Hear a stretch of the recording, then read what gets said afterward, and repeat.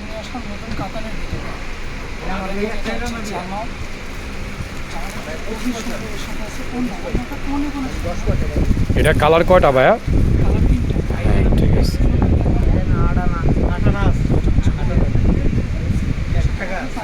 পায়জামা। আর একটু জোরে কথা বল। এটা হচ্ছে আরেকটা কালার, এটা অনেক সুন্দর। সবগুলো কানি কাতানের, কানি কাতানের উপর। এটা হচ্ছে জামা, এটা হচ্ছে ওড়না, পায়জামা। এটা হচ্ছে 3 নাম্বার কালারটা।